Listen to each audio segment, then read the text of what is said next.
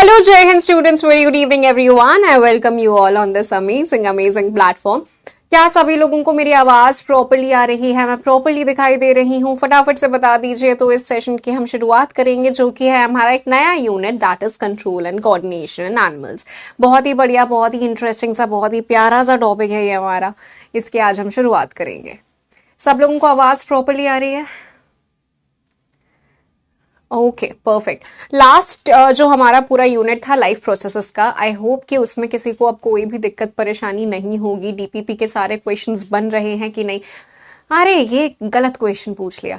DPP कर रहे हो कि नहीं? डेली प्रैक्टिस पेपर्स हैं वो, है ना, मंथली ईयरली नहीं है, पहले भी बोला है। वो कर रहे हो डीपीपी सॉल्व?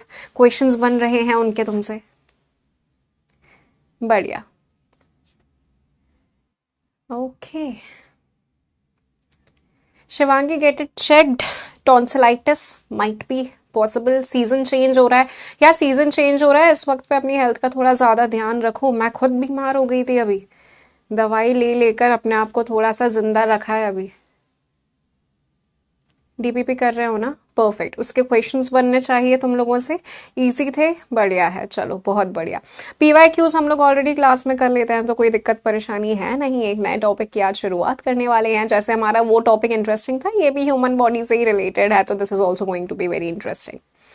ठीक है, चलिए लेट्स बिगिन। ओके, तो बात कुछ ऐसी है कि अभी तक हम लोगों ने कितने सारे लाइफ प्रोसेसेस के बारे में बात कर लिया। हम लोगों ने डाइजेशन पढ़ा, रेस्पिरेशन पढ़ा, सर्कुलेशन पढ़ा, एक्सक्रीशन पढ़ा, ये सारी चीज़ें हम लोगों ने पढ़ ली हैं। अब ये सारी चीज़ें बेहतरीन तरीके से शरीर में अपने आप चल रही हैं। तुम्हें ये सोचना नहीं पड़ रहा कि चलो अब डाइजेशन का वक्त है, चलो अब रेस्पिरेशन का वक्त है, चलो अब ऑक्सीजन को हर एक सेल तक पहुंचाते हैं। सारी चीज़ें अपने आप चल रही हैं। तुमने देखा, तुम भले ही सो रहे हो, तुम पढ़ रहे हो, तुम बतिया रहे हो, तुम गॉसिप कर रहे हो, तुम बात कर रहे हो मम्मी पापा से, कुछ भी कर रहे हो तुम, तुम्हारे शरीर में ये सारी प्रोसेस अपने आप चल रही हैं, बेहतरीन तरीके से चल रही हैं। तुम्हें उनको मॉनिटर करने की आवश्यकता भी नहीं है, और वो बढ़िया कोऑर्डिनेटेड तरीके से चल रही है ना। जब तक कोई बीमारी नहीं है, तब तक कोई दिक्कत परेशानी नहीं है, सब बढ़िया तरीके से चल रहा है। तो ये प्रॉपर कंट्रोल एंड कोऑर्डिनेशन कैसे है हमारे शरीर में, ये है हमारा आज का lecture. This is our today's topic, control and coordination in animals. Plants के बारे में बाद में बात करेंगे, पहले एनिमल्स को समझ लेते हैं।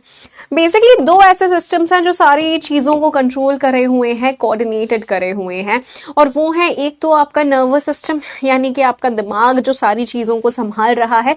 दूसरा आ जाते हैं हॉर्मोन्स। हार्मोनल लोचा सुना है कि भैया हॉर्मोन्स बहुत ज़्यादा ऊपर नीचे हो गए किसी के, या फिर लड़कियों की मैं बात करूँ तो पूरे महीने में हॉर्मोन्स का इतना उतार चढ़ाव रहता है, जिसके चलते बढ़िया तरीके से मूड स्विंग्स आते हैं। तो ये जो मूड स्विंग्स बोले जाते हैं ना कि लड़कियों को तो भैया मूड स्विंग्स होते हैं और ये और वो बात बायोलॉजिकली करेक्ट है, क्योंकि उनके हॉर्मोन्स, तुम रीप्रो चैप्टर में पढ़ोगे कि कितने ज्यादा ऊपर नीचे उनके हॉर्मोन्स होते हैं पूरी साइकिल में। जब पीरियड्स आते हैं तब अलग हॉर्मोन्स होते हैं, उसके बाद धीरे धीरे करके ईस्ट्रोजन का लेवल बढ़ता है, उसके बाद में करके धीरे धीरे कम हो जाता है, फिर बढ़ता है, फिर कम हो जाता है। अरे बहुत पूरा हॉर्मोन्स। तो ये तो दूसरे हॉर्मोन्स की बात हुई। बाकी भी तुम्हारे शरीर में सारे हॉर्मोन्स संभाल रहे हैं। जैसे फॉर एग्जांपल, तुम्हारे अगर शरीर में कैल्शियम का लेवल कम हो गया तो उसको सही करने के लिए कोई हार्मोन होगा। तुम्हारे शरीर में ग्लूकोज का लेवल बढ़ गया तो फिर कोई हार्मोन रिलीज होगा उसको सही करने के लिए। यानी कि अल्टीमेटली बहुत सारे हार्मोन्स यहाँ पे काम कर रहे होते हैं, तुम्हारी शरीर में अलग अलग चीजों को संभाल रहे होते हैं। अच्छा, तो मुझे अब ये बताओ, हार्मोनल जो सिस्टम होता है ना, उसको एंडोक्राइन सिस्टम बोला जाता है। इसके बारे में हम चर्चा करेंगे। ये सिस्टम ज्यादा बेटर है या फिर ये वाला सिस्टम ज्यादा बेटर है? नर्वस सिस्टम बेटर है या हार्मोनल सिस्टम बेटर है? क्या लगता है तुम्हें, बताइए। दीक्षिता, अंकिता, बच्चे यहाँ फोकस, है ना? बताओ बताओ, कौन सा सिस्टम बेटर है, नर्वस या hormonal? Nervous, endocrine, both. Okay, कोई भी एंडोक्राइन को इतना इंपॉर्टेंट क्यों नहीं बता रहा? क्योंकि हमें तो लगता है भैया कि दिमाग ही सारी चीजें संभाल रहा है, वही है बेटर। देखो मेरे पास में सही जवाब भी यहाँ पे आ रहे हैं, कोई कोई हार्मोनल भी बोल रहा है। चलिए ठीक है। अब यार तुम एक सिंपल सी चीज सोचो कि भगवान ने तुम्हारे शरीर में दोनों सिस्टम्स बनाए हैं, तो दोनों ही इंपॉर्टेंट होंगे। तो भैया दोनों ही इंपॉर्टेंट है, ठीक है? दोनों का एक पॉजिटिव एक नेगेटिव पॉइंट है, इसके बारे में हम चर्चा करते हैं। तो नर्वस सिस्टम बहुत ही फास्ट है। मैंने खट्टे से सोचा, फट से चुटकी बजा दी, है ना। नर्वस सिस्टम बहुत फास्ट है। एंडोक्राइन सिस्टम जो है वो कंपैरेटिवली थोड़ा सा स्लो हो जाता है कि हार्मोन रिलीज होगा, उसके बाद में वो तुम्हारे शरीर के अलग अलग हिस्से तक पहुंचेगा, तो ये थोड़ा स्लो है। लेकिन एक चीज ये है कि नर्वस सिस्टम की जो आपकी पूरी नर्व्स हैं वो आपके हर एक कोशिका, हर एक सेल तक नहीं जा रही है। लेकिन अगर हार्मोन तुम्हारे ब्लड में रिलीज हुआ है तो वो हर एक सेल तक जा सकता है। तो ये एक नेगेटिव पॉइंट हो जाता है नर्वस सिस्टम का कि it can't reach all the cells. लेकिन हॉर्मोन्स क्या है, it can reach all sales.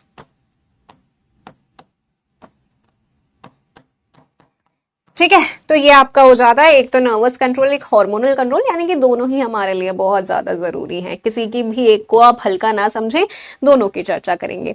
अब मैं तुम्हें एक ऐसा माइंड मैप बताने वाली हूं जो तुम्हारे नर्वस सिस्टम का सबसे इंपॉर्टेंट माइंड मैप होगा, और अगले 10 मिनट में वो माइंड मैप, 10 मिनट भी नहीं लगेंगे, 7 से 8 मिनट में वो पूरा का पूरा माइंड मैप तुम खुद से बना पाओगे अगर तुमने ध्यान दिया तो। बहुत ही सिंपल सा है, कोई बकर नहीं है उसमें। नर्वस सिस्टम कैसा क्या तुम्हारे शरीर में फैला हुआ है तुम्हें अब एकदम क्लियर होने वाला है। तो ध्यान से अपने पूरे दिमाग से एक बार इस चीज को समझोगे, बाद में रिविजन की भी आवश्यकता नहीं पड़ेगी। तो कृपया सबका फोकस यहां होना चाहिए।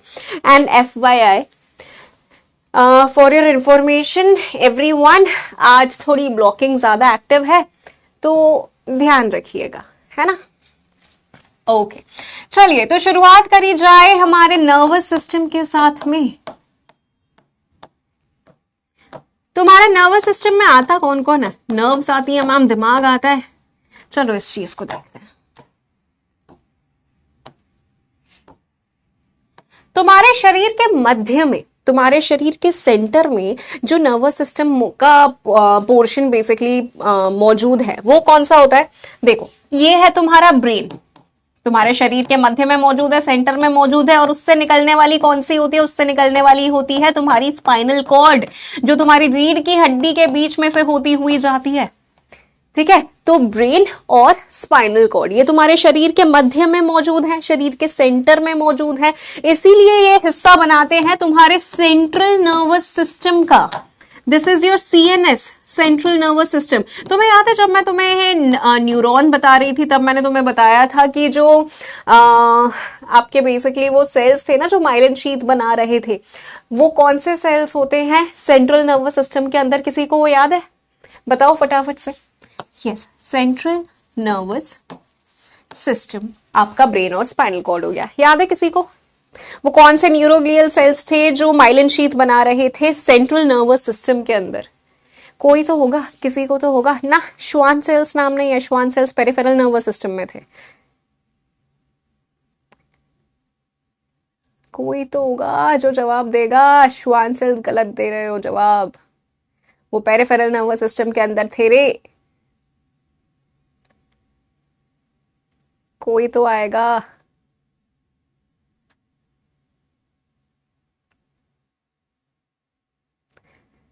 आर्यांश सिंह, सानिया, इन लोगों ने सही जवाब दिए हैं। ओलिगोडेंड्रोसाइट्स थे वो। याद आया प्यारो? ओलिगोडेंड्रोसाइट सेंट्रल नर्वस सिस्टम में। चलिए ठीक है, यानी कि रिवीजन नहीं कर रही हैं, समझ में आ गया मुझे। अब देखो, अब ये तो तुम्हारा सेंट्रल नर्वस सिस्टम हो गया। इसके बाद में कुछ नर्व्स तुम्हारे ब्रेन से निकलती हैं दोनों तरफ से, और कुछ नर्व्स तुम्हारे स्पाइनल कॉर्ड से निकलती हैं इस प्रकार से दोनों तरफ से।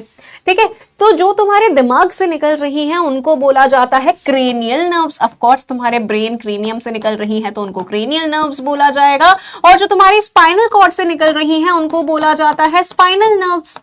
अब ये साइड से निकल रही हैं, पेरिफेरी से, पेरिफेरी यानी कि कॉर्नर से निकल रही हैं, साइड से निकल रही हैं, इसीलिए ये मिलाकर क्या बनाती है? ये बनाती है तुम्हारा peripheral nervous system.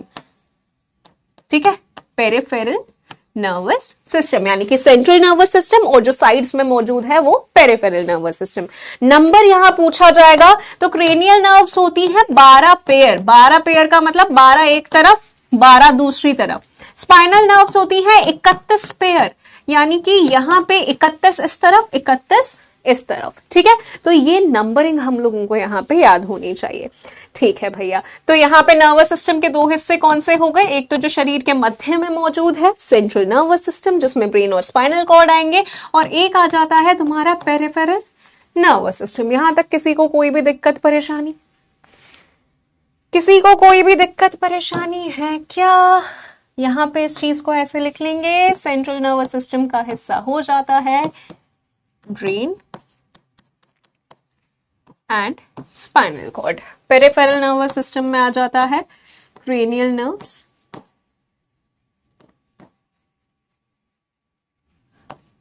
Spinal nerves.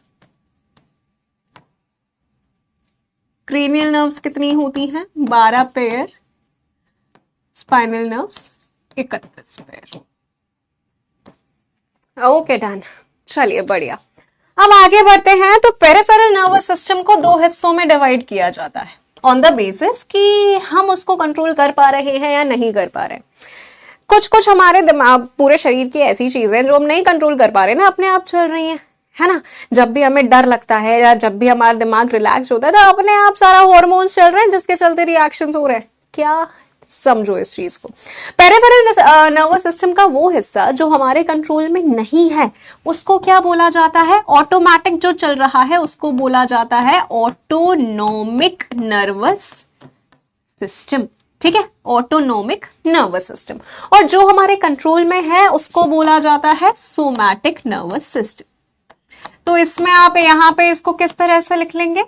Autonomic के नीचे लिखेंगे कि ये हमारा इनवॉलंटरी है। इनवॉलंटरी यानी कि जो हमारे कंट्रोल में नहीं है, जो अपने आप चल रहा होता है। और सोमैटिक के नीचे आप इस प्रकार से लिख लेंगे वॉलंटरी, यानी कि जो हमारे कंट्रोल में है।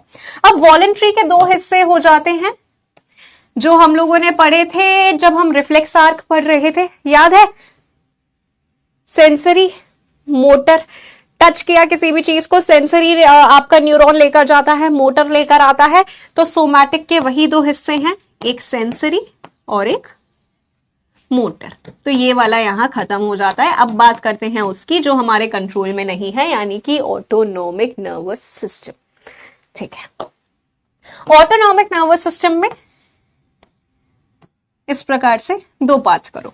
एक होता है सिंपैथेटिक नर्वस सिस्टम, जहां सिंपैथी की आवश्यकता पड़ती है। क्यों, अभी बताती हूं।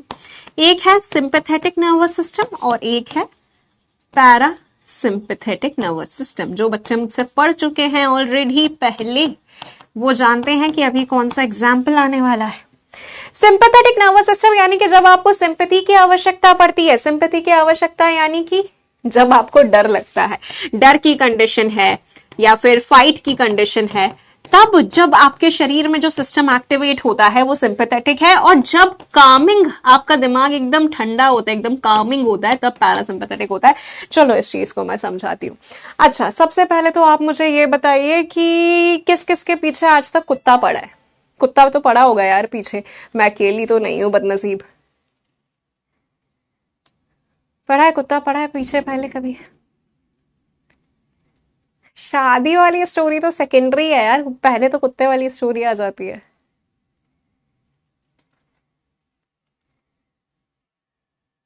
हाँ जी, हाँ। देखो मतलब मेरे पीछे नहीं पड़ा, सिर्फ बहुत सारे लोगों के पीछे पड़ा है। चलो बढ़िया, हाई फाइव्स, लो फाइव्स। एक्चुअली बहुत ही भयानक सिचुएशन होती है। अब इमेजिन करो उस सिचुएशन में अपने आप को, जब कुत्ता तुम्हारे पीछे पड़ा हुआ है, तब क्या होता है?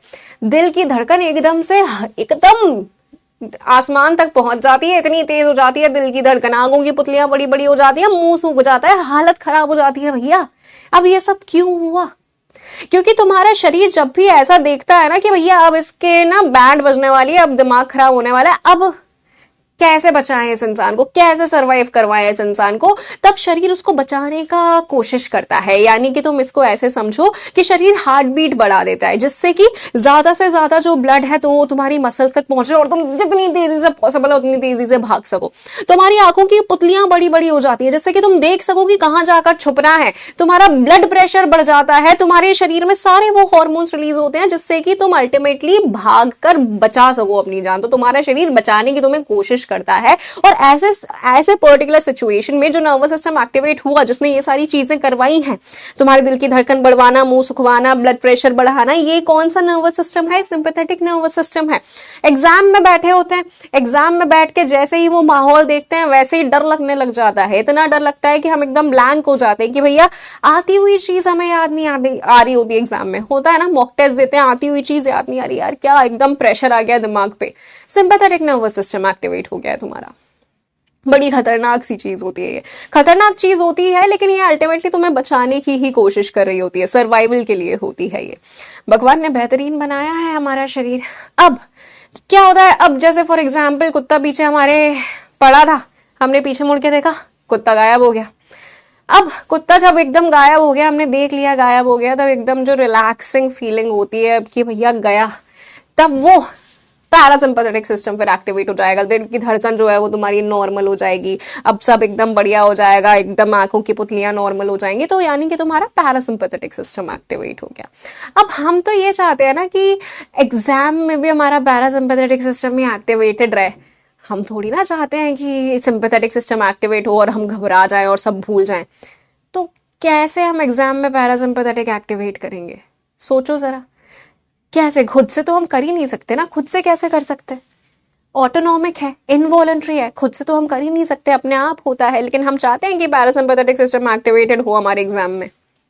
तो इस चीज का मैं तुम्हें तरीका बताती हूँ, ठीक है यशवंत? ध्यान से सुनना बेटा, है ना? ये जो तुम मटर गश्ती कर रहे हो ना, यहाँ पे अगली क्लास से दिखोगे नहीं, ओके रेहान? ठीक है, ओके चलो ध्यान से सुनो अब इस चीज को। तो बात कुछ ऐसी होती है, बहुत इंपॉर्टेंट सी चीज मैं तुम्हें बता रही हूँ। क्या होता है कि जब हम एग्जाम देने आ जाते हैं तब हम क्यों घबरा जाते हैं? मेडिटेशन वगैरह मैं तुम्हें नहीं बता रही हूँ अभी, ध्यान से इस चीज को सुनो। उस टाइम पे तुम क्या करोगे? उस टाइम की क्या मेडिटेशन करने बैठोगे एग्जाम में? है कि चलो चलो मेडिटेशन कर देते हैं, रखो साइड में पेपर, अभी 15-20 मिनट आंखें बंद करके एकदम मेडिटेशन करते हैं, एकदम सही हो जाएंगे, ये करने बैठोगे तो वैसे होगा तुम्हारा पैरासिम्पैथेटिक सिस्टम एक्टिवेट? नहीं, ध्यान से सुनना, तरीका बता रही हूँ। हम एग्जाम में डरते क्यों हैं? क्यों डरते हैं? क्योंकि हम ऐसा माहौल देख लेते हैं, एग्जाम वाला माहौल, जिससे हम सबको डर लगता है ना? तो अपने दिमाग की ट्रेनिंग जो है वो स्टार्टिंग से ही, अभी इस फेज से तुम्हें स्टार्ट करनी पड़ेगी। जब भी तुम मॉक टेस्ट दे रहे हो, है ना, उस टाइम पे माहौल ही ऐसा बना लो जो बिल्कुल एग्जाम जैसा माहौल हो। घर पे ना बोर्ड लगा दो बाहर, डू नॉट डिस्टर्ब वाला, जो मम्मी पापा नहीं देखेंगे ऑफ कोर्स, लेकिन उनको बोल दो कि अभी मैं एग्जाम दे रहा हूँ, एग्जाम दे रही हूँ, तो अभी आप मुझे डिस्टर्ब नहीं करेंगे। तो उस पर्टिकुलर टाइम में तुम बिल्कुल एग्जाम जैसा माहौल बनाकर अपने एग्जाम दो, ठीक है? अब क्या होगा कि अब जब तुम एक्चुअल में एग्जाम में बैठोगे ना, तो तुम्हारे दिमाग को कुछ नया नहीं लगेगा, है ना? वो बोलेगा कि अच्छा ये सिचुएशन तो मैं पहले देख चुका हूँ, कुछ भी इसमें नया नहीं है। तो तुम आराम से अपने दिमाग को कंट्रोल में ला पाओगे। ये जो है ना, ये बहुत बेहतरीन मशीन है, इसको कंट्रोल में लाना जरूरी है। एक बार कंट्रोल में आया ना बेटा, तो तुम क्या कर जाओगे तुम्हें भी नहीं पता। तो इसीलिए जब भी तुम मॉक टेस्ट दो तो अपने दिमाग को ऐसा ट्रेन करो कि उसको कुछ नया एनवायरनमेंट ना मिले फाइनल एग्जाम वाले दिन। और ये एक बहुत ही इंपॉर्टेंट चीज है, तुम इसको अभी लाइटली ले रहे हो, तुम्हें बाद में पता चलेगा कि मैंने कितनी इंपॉर्टेंट चीज तुम्हें बताई है। बेटा बहुत सारे एग्जाम्स देने के बाद में तुम्हें ये चीज बता रही हूं मैं, ठीक है? तो इस चीज को ध्यान रखना, क्या करना है इवेंचुअली तुम लोगों को, तो जिससे हम अपने दिमाग ट्रेनिंग अभी से चालू कर रहे हैं, ठीक है? तो जब तुम एग्जाम देकर आओगे तब मैं दोबारा से तुमसे पूछूंगी कि भैया कौन सा सिस्टम एक्टिवेटेड था तुम्हारा, सिंपैथेटिक या पैरासिम्पैथेटिक? तो मेरे पास जवाब पैरासिम्पैथेटिक आना चाहिए। समझे? समझे प्यारे? हाँ जी, ओके ओके ओके, बढ़िया। जरूरी है इस चीज को समझना। पता है हम लोग बायोलॉजी पढ़ते ही इसीलिए, biology is known as a science of survival. यार खुद को जीवित कैसे रखा जाए, खुद को ऐसी सिचुएशन से कैसे निकाला जाए, खुद के शरीर के बारे में पढ़ेंगे तभी तो ये चीज क्लियर होगी। अब जो शादी वाली स्टोरी जिन लोगों ने नहीं सुनी है उन लोगों को वो शादी वाली स्टोरी भी सुना देती हूँ। बहुत सारे लोगों ने पर सुन रखी है, चलो जिन लोगों ने नहीं सुनी है वो सुन लो। तो आज से 1.5-2 साल पहले मेरी शादी हुई थी और अब पहली पहली बार शादी हुई है तो इंसान तो घबराता ही है यार, इतने सारे लोग देखकर, क्योंकि मैं हूँ टिपिकल इंट्रोवर्ट। मैं यहाँ पे क्लास में बतिया लेती हूँ, ठीक है, लेकिन अगर मेरे से बाहर कोई मिल जाए या फिर मेरा फ़ोन बज जाए तो मेरा दिमाग खराब हो जाता है। मैंने अपने फ़ोन की, पता है, रिंगटोन इसीलिए बंद करके रखी है कि व्हाट्सएप का नोटिफिकेशन बजता है तो मुझे लगता है कि मुझे किसी से बात करनी पड़ जाएगी, किसी का कॉल आता है तो मुझे लगता है मुझे किसी से बात करनी पड़ जाएगी। तो इसीलिए मैं एकदम दूर रहती हूँ कि भैया मुझे किसी से बात नहीं करनी, मुझसे दूर रहो सब। Typical introvert behaviour. मैं जैसे बाहर भी जाती हूँ तो यहाँ पे मैं इतने वक्त से हूँ और मैं दोस्त नहीं बना पाई, और ये अच्छी बात नहीं है, बात करनी चाहिए। मैं दोस्त नहीं बना पाई, क्यों? क्योंकि मुझसे बात नहीं होती। लोग आते हैं मुझसे बात करने, मैं मुड़ जाती हूँ कि भैया अभी बात करनी पड़ जाएगी। अगर किसी को देखकर मैं स्माइल करूंगी तो मुझे लगता है अभी बात करनी पड़ जाएगी। तो मैं टिपिकल इंट्रोवर्ट। अब ऐसी लड़की की शादी करवा रहे हो जो एकदम इंट्रोवर्ट है, अब पूरा घर बार आया हुआ है भैया, इतना इतना बड़ा परिवार, सब आए हुए हैं, सब बात करेंगे क्योंकि दुल्हन है भैया, सबको बात करनी है और आपको कंटिन्यूसली स्माइल करना है क्योंकि कैमरा आपकी तरफ फोकस कर रहा है। कैमरे वाले को बोल रखा है कि भैया अच्छी अच्छी कैंडिड फोटो निकालनी है। अब कैंडिड फोटो में सड़ा हुआ मुंह आ गया तो किसी को देखकर मैंने सड़ा वाला मुंह बना दिया तो वो तो वैसी फोटो ले लेगा। तो इसीलिए पूरे टाइम स्माइल करना है, स्माइल करते करते मुंह दुख रहा है। लेकिन तुम किसी भी शादी में जाओ ना तो तुम ये देखना कि दुल्हा दुल्हन को कितना स्माइल करना पड़ता है, कितना हंसना पड़ता है। सब तो एक बार स्माइल करके चले जाते हैं, 5 सेकंड स्माइल होल्ड करने में ही हालत खराब हो जाती है। वो तो कंटिन्यूसली इतने सारे लोगों के साथ में स्माइल करवा करवा के फोटो खिंचवा रहे हैं। इतना ये मसल मेरी थक गई थी कि ट्विचिंग होने लगी थी, मतलब भयानक हालत। तो ऐसी हालत में हो रही है शादी, ठीक है, चल रहा है। अब 2 दिन में 4 इवेंट्स होने थे, यानी कि सुबह मेहंदी, शाम को संगीत, अगले दिन सुबह एंगेजमेंट और रात में फेरे। 4 इवेंट्स 2 दिन में, मेरे इंट्रोवर्ट के, ठीक है। तो अब लड़कियों के साथ में एक और टेंशन है कि मेकअप करवाओ भैया, ऐसे ही नहीं बैठ सकते। अब मेरा बस चलता तो मैं तो घर के कपड़े पहन के बैठ जाती, नहीं, लेकिन मम्मी ने एकदम पूरा लहंगा वहंगा खरीद लिए हैं कि अब तो तैयार होंगे। अब मेकअप वाली बुला ली है, अब मेकअप वाली ने मुझे बिठाया कि दीदी बैठो। मैंने बोला चलो ठीक है, कितना ही देर लग जाएगी। तो उन्होंने मुझे बोला कि 12 बजे से इवेंट शुरू है तो आप 8 बजे आ जाना। मैंने बोला 12 बजे से इवेंट शुरू है, 8 बजे मेकअप के लिए बुला रही हो? एक इवेंट का दीदी एक ही बार में मेकअप करना है, चारों का एक साथ नहीं करना है। उन्होंने बोला नहीं दीदी 3 घंटे तो कम से कम लगते हैं। मैंने बोला ठीक है भैया। अब मैं गई वहां पे, पहले तो बैठे रहो, ठीक है, 3 घंटे बैठ के मेकअप कराया, 5 घंटे बैठ के मेहंदी लगवाई। उसके बाद में फिर शाम का इवेंट है तो उसके लिए 3 घंटे बैठ के पहले तैयार हुए। उसके बाद में पूरा संगीत में सबके लिए भैया तालियां बजा रहे हैं और बढ़िया खुद भी डांस करना है और ये सारी हालतें, ठीक है। अगले दिन सुबह एंगेजमेंट के लिए फिर तैयार हुए और फिर उसके बाद में रात में वरमाला है, ठीक है। तो रात में वरमाला के लिए अब तैयार वैयार हो गए, बारात आ गई और यहाँ पे चुन्नी नहीं लगाई है दीदी ने, तो वो लगा रही है। वहां से फोन आ रहे हैं पापा के कि बेटा बारात आ गई, बारात आ गई, फटाफट आओ फटाफट आओ। मामा के फोन आ रहे हैं, चाचा के फोन आ रहे हैं कि जल्दी आओ जल्दी आओ। अरे भैया मैं ठीक है भैया, जा रहे हैं जा रहे हैं। अब मैं हो चुकी थी एग्जॉस्ट, मैं थक चुकी थी, मैं एकदम की ऐसी इरिटेट हो गई थी कि भाई क्या है ये, फटाफट से खत्म करवाओ यार। तो मैं गई वहां पे, ठीक है। अब वहाँ पे जाना था, मैं अपने होटल के वहाँ पे रूम पे पहुंची, फिर वहाँ से दुल्हन को लेकर जाया जाता है स्टेज तक।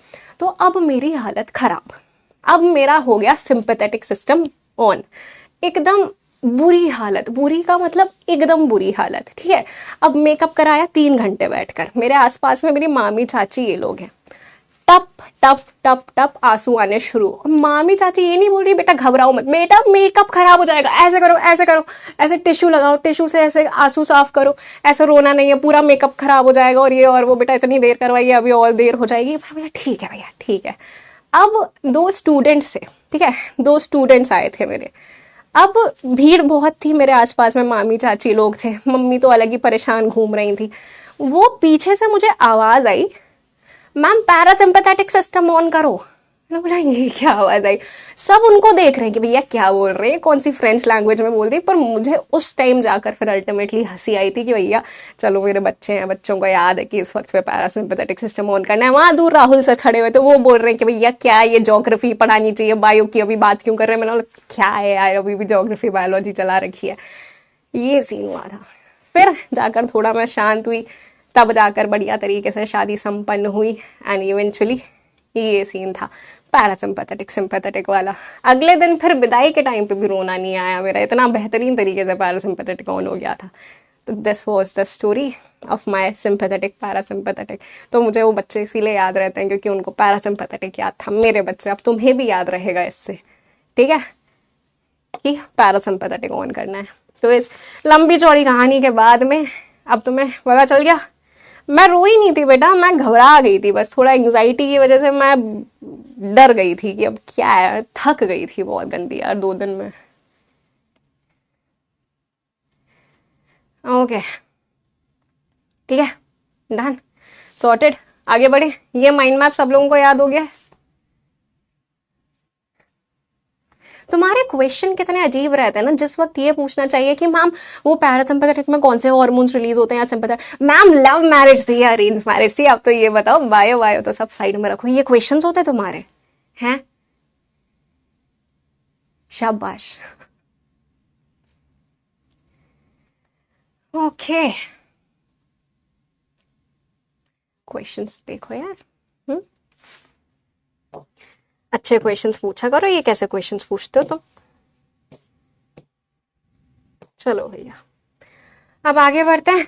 अब इस चीज को देखो, सिंपैथेटिक सिस्टम और पैरासिम्पैथेटिक सिस्टम में तुम्हारे शरीर में जो भी हो रहा है वो तुम आराम से यहाँ पे कंपेयर कर सकते हो। यहाँ पे कोई भी दिक्कत परेशानी नहीं है। देखो, सिंपैथेटिक सिस्टम में आंखों की पुतलियां बड़ी हो जाती हैं, बीपी बढ़ जाता है, हार्ट रेट बढ़ जाती है, मुंह सूख जाता है, यही सारी चीजें। उसका जस्ट अपोजिट पैरासिम्पैथेटिक में, यानी कि हमें कुछ रटने की आवश्यकता नहीं है। हम कुछ क्यों रटे, हमें पता है जब डर लगता है तब सिंपैथेटिक एक्टिवेट होता है, जब हम काम हो जाते हैं तब पैरासिम्पैथेटिक एक्टिवेट हो जाता है। तो कुछ भी रटने की आवश्यकता नहीं है, तुम्हारी ही शरीर का है सब कुछ, क्यों रटना है भैया, है ना? ठीक है, ये चीज क्लियर होनी चाहिए हम लोगों को। अब देखो, अब न्यूरॉन की एनाटॉमी हम लोगों को याद है, रिसेंट में ही हम लोगों ने पढ़ा था, तो इसको मैं स्किप कर रही हूं, ऑलरेडी हम लोग पढ़ चुके हैं। अब बात आती है उस चीज की जो तुम लोग बंद कर कर रखते हो, जो तुम्हें अब चला लेना चाहिए, तुम्हारा दिमाग। ठीक है, क्या बताना है बेटा? कुछ बताना है, कुछ जानना चाहते हैं आप इस टॉपिक से रिलेटेड, तो बताइए। बात करें ब्रेन की? ओके ओके ओके, हॉर्मोन्स की अभी बात करेंगे, अभी एंडोक्राइन सिस्टम की बात करेंगे, वो भी आया नहीं है।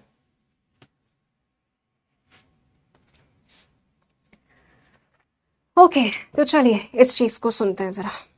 ब्रेन तुम्हारा, अब ये जो ब्रेन है ये वैसे तो बहुत सारे काम करता है, तुम्हारे लेवल पे तुम्हें जितने पता होने चाहिए उन सब की हम लोग चर्चा करते हैं।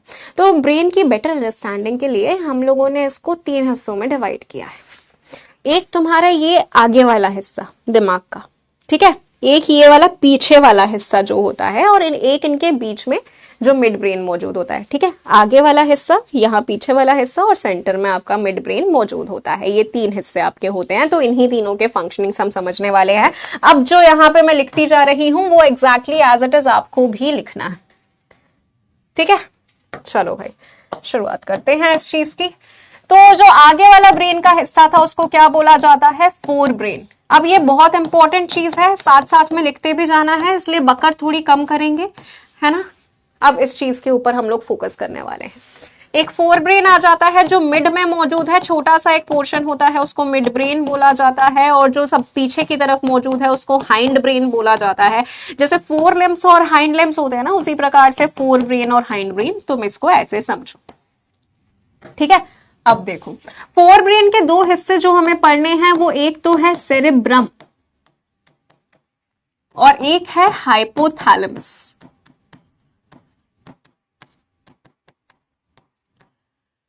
चलो लेट्स अंडरस्टैंड दिस।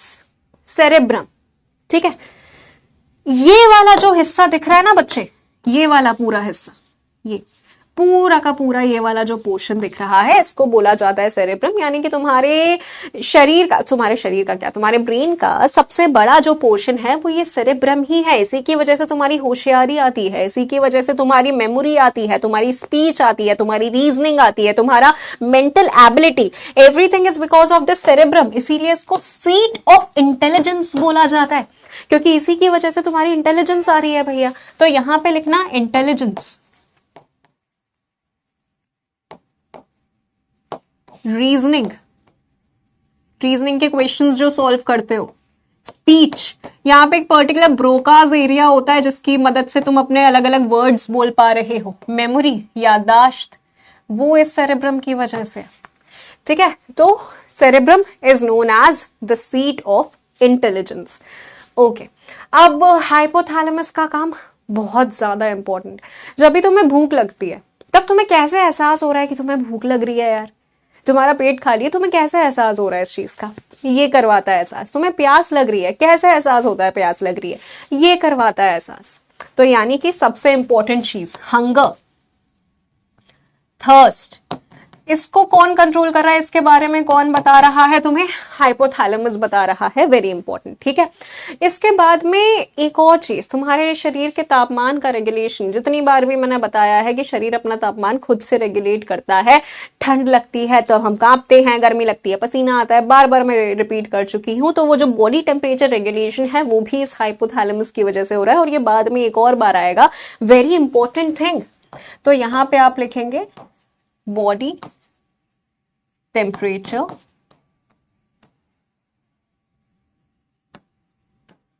रेगुलेशन। ठीक है, इतना हम लोगों को याद रखना है। इसके बाद में आ जाती है हाइंड ब्रेन की बारी। मिड ब्रेन के फंक्शंस थोड़े ऑडिटरी और विजुअल उसमें होते हैं। ऑडिटरी और विजुअल, सुनने और देखने में थोड़ा बहुत ये मदद करता है, इतना इंपॉर्टेंट नहीं है अभी। अभी हाइंड ब्रेन के पोर्शंस देखते हैं। तो हाइंड ब्रेन के 3 पोर्शंस की हम लोगों को बात करनी है। सेरेबेलम, सेरेब्रम, सेरेबेलम, पोन्स और मेडुला ऑब्लोंगेटा।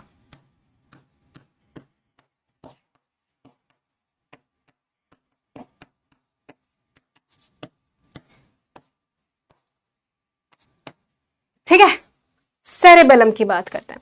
तो cerebellum is responsible for your posture और बैलेंस। तुम जो एक प्रॉपर पोस्चर और प्रॉपर बैलेंस में चलते हो, ऐसे करके जो बैठे रहते हो ना, अपना पोस्चर सही रखा करो। ठीक है, नहीं तो बाद में ऐसे ही रह जाओगे। तो जब भी बैठे हो ना, तो अभी भी ऐसे जो बैठकर ऐसे देख रहे हो ना, थोड़ा पोस्चर सही करो, अपने कंधे ऐसे करो, एकदम बढ़िया पर्सनैलिटी रखो यार। पोस्चर तुम्हारा तुम सही कर सकते हो खुद से। किसकी मदद से? सेरेबेलम की मदद से। ठीक है, तो पोस्चर और जिस बैलेंस बना के तुम चल पाते हो, वो बैलेंस, उसके लिए कौन रिस्पॉन्सिबल है? ये सेरेबेलम रिस्पॉन्सिबल होता है। Posture and balance. बात ये आ जाती है यार कि जब भी कोई इंसान शराब पीता है, अल्कोहल कंज्यूम करता है, तब पैर लड़खड़ा जाते हैं। किसी शराबी की एक्टिंग करोगे तो सबसे पहले ऐसे ही ऐसे लड़खड़ाने की एक्टिंग करोगे ना। क्यों? क्योंकि अल्कोहल जो है, सबसे पहली बात, हाँ, हमारा खाना जो है वो स्मॉल इंटेस्टाइन से एब्जॉर्ब होता है। अल्कोहल पेट से ही एब्जॉर्ब हो जाती है। ठीक है, और सबसे पहले वो अटैक करती है तुम्हारे सेरेबेलम पे। तुमने सुना होगा कि खाली पेट जो भी पी लेता है ना, उसको बहुत ज्यादा जल्दी चढ़ती है। क्यों? क्योंकि खाली पेट है, डायरेक्ट एब्जॉर्प्शन होता है, डायरेक्ट सेरेबेलम पे अटैक करेगा और वहां जाके पोस्चर और बैलेंस बिगड़ जाता है और इंसान लड़खड़ाने लग जाता है। उसके बाद में वो जाकर तुम्हारे अल्कोहल जो है वो लिवर पे और किडनी पे बाद में इफेक्ट करती है। पहले सेरेबेलम पे जाकर तुम्हारा पोस्चर और बैलेंस बिगाड़ती है ये। ठीक है, इसके बाद में पॉन्स की बात। पॉन्स का हम लोगों को फंक्शनिंग पढ़ने की आवश्यकता नहीं है। मेडुला ऑब्लोंगेटा की बात करते हैं। मेडुला ऑब्लोंगेटा, एक और बात, सेरेबेलम जो है वो कहाँ है? ये देखो, ये जो पोर्शन दिख रहा है ना, ये लाइट वॉयलेट कलर का जो पोर्शन है, इसको बोला जाता है सेरेबेलम। तुम्हारे ब्रेन में यहाँ पे दोनों साइड्स में ऐसे मौजूद होता है सेरेबेलम। ओके, अब मेडुला ऑब्लोंगेटा की बात करते हैं। तो ये आपके सारे इनवॉलंटरी मूवमेंट्स के लिए रिस्पॉन्सिबल है, जिन पे भी आपका कंट्रोल नहीं है। जैसे ब्रीदिंग, ब्रीदिंग में तो मैम कंट्रोल है, लेकिन हम अगर ना सोचे तो भी वो अपने आप चल रही है ना, इसलिए इसको इसमें काउंट किया जाएगा। इनवॉलंटरी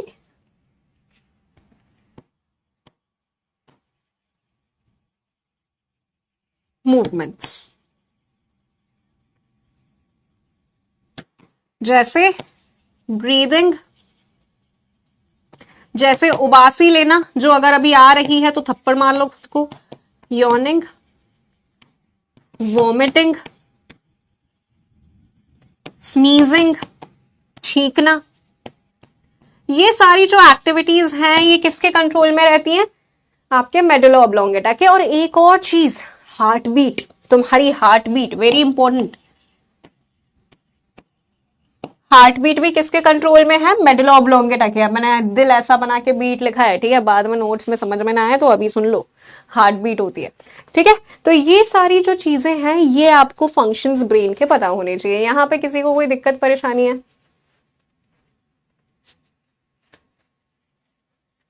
यहां तक किसी को कोई दिक्कत परेशानी? All sorted, all clear? एक बार मुझे बताएंगे।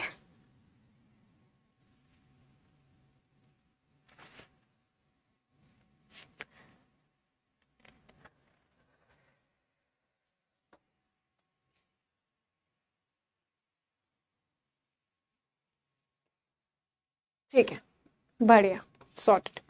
आगे बढ़ा जाए। अब हम बात करते हैं जरा इस पर्टिकुलर, ये जो इतनी इंपॉर्टेंट चीज जो हम लोगों ने पढ़ी है, इसके प्रोटेक्शन की। इसको संभाल के तो रखना पड़ेगा ना। कैसे प्रोटेक्ट करके रखोगे भैया? खुद से हेलमेट लगा के प्रोटेक्ट करेंगे मैम, लेकिन हेलमेट लगाता कौन है? कोई नहीं लगा रहा हेलमेट आजकल। देखो तुम, जैसे ही पता है कि आगे जाकर ट्रैफिक सिग्नल पे वो ट्रैफिक वाला मिलेगा, पुलिस मिलेगी, तो हमने फटाफट से हेलमेट लगा लिया। नहीं तो हम ऐसे ही अपने बाल उड़ाते उड़ाते जा रहे हैं कि भैया हेलमेट लगा लेंगे तो बाल खराब हो जाएंगे। रहती है ऐसी मेंटालिटी। मेरे आगे एक बार एक अंकल जा रहे थे, उन्होंने अपना हेलमेट यहाँ टांग रखा था।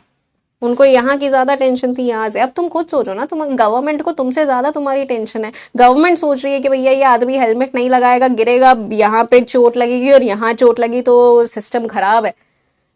ऐसी हालत चल रही है। तो गवर्नमेंट को तुमसे ज्यादा तुम्हारी टेंशन क्यों होनी चाहिए? उनको क्या लेना देना तुम हेलमेट लगाओ तुम नहीं लगाओ, है ना? तो इसीलिए हेलमेट लगा लिया करो भैया। अब भगवान ने तुम्हें बनाया तो भगवान तो जानते ही है ना कि तुम कैसे हो, उन्हीं ने बनाया है। तो इसीलिए उन्होंने थोड़ा बहुत एक प्रोटेक्टिव मैकेनिज्म बना के भेजा है कि मैं ही कुछ भेज देता हूँ थोड़ा बहुत प्रोटेक्शन बना के। ऐसे ही अगर ब्रेन रख दिया तो अगले दिन ही ये निपटा लेगा खुद को। इसीलिए उन्होंने थोड़ा प्रोटेक्शन बना के भेजा है। इस चीज के बारे में देखते हैं। तो सबसे पहले तो आपकी हड्डी मौजूद होती है, योर बोन, ठीक है, ये कपाल, खोपड़ी, ठीक है, हड्डी मौजूद होती है। हड्डी के नीचे मौजूद होती हैं 3 लेयर्स, 1 2 3, ये 3 लेयर्स। और उसके बाद में अल्टीमेटली मौजूद होता है तुम्हारा ब्रेन, ठीक है। तो ये यहां पे मैं इस चीज को लिख देती हूं, दिस इज बोन। और ये जो 3 मैंने यहाँ पे बनाई हैं इनको बोला जाता है मेनिंजेस। क्या बोला जाता है? मेनिंजेस। ये 3 परतें हैं जो तुम्हारे दिमाग को बचा रही हैं। इनके नाम हम लोगों को पता होने चाहिए, ठीक है। Let's see. सबसे ऊपर वाली का नाम है ड्यूरा मैटर।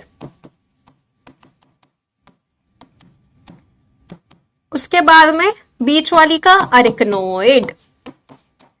एक बार पढ़ लो, एग्जाम में आएगा, याद रहेगा। उसके बाद में तीसरी वाली का पाया मैटर। और अल्टीमेटली फिर आ जाता है तुम्हारा ब्रेन, ड्यूरा मैटर, अरिकनोइड और पाया मैटर। और ये है 3 मेनिंजेस तो तुम्हारे दिमाग को कंट्रोल करे हुई है, ठीक है। ठीक है भैया। तो एक तो हो गया आपका स्कल, एक हो जाता है आपकी मेनिंजेस। और एक और चीज मौजूद होती है जिसके बारे में मैं तुम्हें बताती हूं। हाँ जी, ये एक ब्लू कलर का लिक्विड भरा हुआ दिख रहा है तुम्हें तुम्हारे दिमाग में। ये जो ब्लू कलर का लिक्विड है इसको बोला जाता है सेरेब्रोस्पाइनल फ्लूइड, CSF। ये जो सेरेब्रोस्पाइनल फ्लूइड है ये तुम्हारे दिमाग को एक बहुत इंपॉर्टेंट सपोर्ट दे रहा होता है, कुशनिंग इफेक्ट दे रहा होता है। जैसे फॉर एग्जांपल ये हाथ है, अगर मैं इसको ऐसे मारूंगी तो हाथ में लगेगी यार, है ना। लेकिन अगर यहाँ पे एक गद्दी में लगा लूं फिर मारूं तो मेरे हाथ को इतना तेज नहीं लगेगी। यानी कि कुशनिंग इफेक्ट मिल गया, एक शॉक को एब्जॉर्ब करने वाला मिल गया। ये फ्लूइड वही काम कर रहा है, शॉक को एब्जॉर्ब करवा रहा है। तुम्हारे ब्रेन में कुछ स्पेसेस होती है जिनको वेंट्रिकल्स बोला जाता है, उनमें ये भरा हुआ होता है। उसके बाद में ये एक और काम करता है, यादव सार्थक, है ना, एक और काम करता है बेटा। ये तुम काम नहीं कर रहे हो, तुम तो ब्लॉक हो गए, इसका काम सुन लो। दूसरा काम इसका ये है कि ये बुएंसी प्रोवाइड करवा रहा है। बुएंसी, आर्किमिडीज प्रिंसिपल पढ़ा होगा तुमने फिजिक्स के अंदर, जहां पे किसी भी चीज का वेट और हल्का लगता है। तुम्हारे दिमाग का वेट अप्रोक्सीमेटली 1200 से 1600 ग्राम का होता है। लेकिन क्या हमें ऐसा फील हो रहा है कि हमारे सर के ऊपर 1.5 किलो जितना कुछ रखा हुआ है? नहीं फील हो रहा। क्यों? क्योंकि सेरेब्रोस्पाइनल फ्लूइड की वजह से बुएंसी प्रोवाइड हो रही है, जिसकी वजह से हमें ब्रेन का वेट फील नहीं हो रहा है। This is one very very important feature. तो सेरेब्रोस्पाइनल फ्लूइड के 2 फंक्शंस होते हैं। इसको यहां पे लिखना। एक तो होता है शॉक एब्जॉर्बर की तरह ये काम करता है। ये आपको लिखना है कि तीन कौन कौन सी पर्टिकुलर लेयर्स होती हैं, मतलब तीन कौन सी चीजें हैं जो आपको प्रोटेक्ट करने का काम कर रही हैं। एक तो होता है शॉक एब्जॉर्बर की तरह ये काम करता है सेरेब्रोस्पाइनल फ्लूइड, और दूसरा हो जाता है बुएंसी। बुएंसी प्रोवाइड करवाता है जिसकी वजह से आपको जो अपना दिमाग है वो थोड़ा लाइट फील होता है, हल्का फील होता है। ठीक है, इज दिस थिंग क्लियर? क्या ये चीज हम लोगों को क्लियर है? 3 layers for protection of your brain, क्योंकि दिमाग का प्रोटेक्शन बहुत ज्यादा जरूरी होता है। तो यहाँ पे हमारा नर्वस सिस्टम जो है वो कंप्लीट हो गया। नर्वस सिस्टम में हम लोगों को इतना ही पढ़ना था। ओके, कभी कभी सर भारी लगता है तो that is because of stress जो तुम ले रहे हो, पढ़ नहीं रहे हो, उसकी वजह से। थोड़ा पढ़ो। पानी कम पी रहे हो, पानी कम पीने की वजह से होता है सर में दर्द। ज्यादा स्क्रीन की वजह से होता है सर में दर्द। तो ज्यादा स्क्रीन पे देख रहे हो तो आंखों को कैसे रिलीफ देना है, इसका सोल्यूशन मैं ऑलरेडी पहले बता चुकी हूँ। ठीक है, ओके, बढ़िया। अब देखो बच्चे, हमारे शरीर में ना 2 प्रकार के ग्लैंड्स मौजूद होते हैं। ग्लैंड्स का मतलब होता है एक थैली जिसमें कोई भी चीज स्टोर हो रही है। ठीक है, तो इस चीज को समझते जाना अब ध्यान से। एक तो होते हैं एक्सोक्राइन ग्लैंड्स, यहां पे टॉपिक लिखना ऊपर, ग्लैंड्स जहां पे कोई भी चीज स्टोर होती है उनको बोला जाता है। एक तो होते हैं एक्सोक्राइन ग्लैंड्स और एक होते हैं एंडोक्राइन ग्लैंड्स। ध्यान से समझते जाना इस चीज को, दोबारा नहीं बताऊंगी मैं। एक्सोक्राइन जो ग्लैंड्स होते हैं वो इस प्रकार के, फॉर एग्जांपल ये थैली है, ठीक है, थैली से इस प्रकार से एक नली निकली हुई होती है। ओके, उसके बाद में जहां पे भी सेक्रेशन डालना है थैली का वो उस जगह पे जाके डाल देती है, और ये जो नली निकली हुई है इसको बोला जाता है डक्ट। ठीक है, एक्सोक्राइन ग्लैंड्स किस चीज को रिलीज कर रहे होते हैं, इस चीज को देखना। तो एक्सोक्राइन ग्लैंड्स रिलीज कर रहे होते हैं पसीना, या फिर सलाइवा, सलाइवरी ग्लैंड्स जो होते हैं, या फिर हम बात करें मैमरी ग्लैंड्स की, या फिर हम बात करें एंजाइम्स की। तो ये क्या होता है, ये एक पर्टिकुलर जगह पे जाकर खुलते हैं। जैसे कि पसीना, फॉर एग्जांपल हमें यहाँ आ रहा है पसीना, हाथ में आ रहा है, पैर के तलवों में आ रहा है, तो पसीना एक पर्टिकुलर जगह पे आ रहा है। ऐसा तो नहीं है ना कि वो जो ग्लैंड्स उन्होंने खून में डाल दिया तुम्हारा पसीना और उसके बाद में फिर वो जा रहा है अलग अलग जगह, ऐसा तो नहीं है ना। डायरेक्ट यहीं पे ओपनिंग हो रही है तुम्हारे पसीने के ग्लैंड्स की। तो ये एक डक्ट की मदद से हो रहा है। तुम्हारे सलाइवरी भी डक्ट्स होते हैं जो तुम्हारे मुंह के अंदर आकर खुलते हैं। तो ये एक्सोक्राइन ग्लैंड्स वो होते हैं जिनके पास में डक्ट मौजूद होता है। ठीक है, एंडोक्राइन ग्लैंड्स कौन से होते हैं? एंडोक्राइन ग्लैंड्स वो होते हैं जो ये थैली है जिसके अंदर पर्टिकुलर चीजें भरी हुई हैं, ये डायरेक्ट अपने सेक्रेशंस जो हैं वो ब्लड में डाल देते हैं, इसीलिए इनको बोला जाता है डक्टलेस ग्लैंड्स। ठीक है, डक्टलेस ग्लैंड्स। हाँ शिवांगी बेटा बता दे, होना है ब्लॉक तो बता दे, कोई दिक्कत नहीं है मुझे। ओके चलो, तो ये हो जाएंगे डक्टलेस ग्लैंड्स। और ये क्या रिलीज कर रहे हैं? ये रिलीज करते हैं हॉर्मोन्स, जिनकी अभी हम लोगों को चर्चा करनी है। इसीलिए हम लोग अब क्या पढ़ने वाले हैं? एंडोक्राइन ग्लैंड्स पढ़ने वाले हैं। एंडोक्राइन ग्लैंड्स यानी कि जो आपके हॉर्मोन्स रिलीज कर रहे होते हैं, उनकी हम लोगों को अब चर्चा करनी है। Very important. लेकिन बात ये आ जाती है यार, इन हॉर्मोन्स को पता कैसे चलता है कब रिलीज होना है कब नहीं रिलीज होना है? इनको कैसे पता चलता है कि भैया कैल्शियम की कमी हो गई है, या ग्लूकोज बढ़ गया, या ग्लूकोज कम हो गया, या सिंपैथेटिक एक्टिवेट हो गया? इनको कैसे पता? ये तो सिर्फ एक थैली है, थैली को कैसे पता चलेगा कि कब रिलीज करना है कब नहीं? पूरे टाइम तो नल खुला नहीं रहता कि भैया रिलीज हो रहे हैं, कंटिन्यूसली हॉर्मोन्स रिलीज हो रहे हैं, ऐसा नहीं होता। एक सिस्टम होता है प्रॉपर, और वही सिस्टम अब मैं तुम्हें समझाने वाली हूँ किस प्रकार से पता चलता है। ठीक है जी, ठीक है, लेट्स सी नाउ। अब देखते हैं। हाँ, हाइपरहेड्रोसिस की बात करेंगे समर्पिता, उससे रिलेटेड मैं एक शॉर्ट बना के डालूंगी, डोंट वरी। मेडिकल से रिलेटेड जो भी इश्यूज आते हैं धीरे धीरे करके उनके शॉर्ट्स अपलोड होने चालू हो गए हैं डिफेंस वाला के चैनल पे, वो आप देखते जाइएगा। आई होप डेंटल पॉइंट्स वाला आपको क्लियर हो गया होगा। अगला वीडियो भी बहुत जल्दी आने वाला है जिसको आप देखेंगे। धीरे धीरे करके मेडिकल से रिलेटेड जो भी डाउट्स हैं सारे मैं क्लियर करवा दूंगी आपके एग्जाम के पहले, don't worry about this. Okay now, hypothalamus याद है? फटाफट से ये बताइए हाइपोथैलेमस के क्या क्या फंक्शंस थे? याद है हाइपोथैलेमस? फोर ब्रेन का हिस्सा था, क्या क्या फंक्शंस थे इसके, बताइए फटाफट से।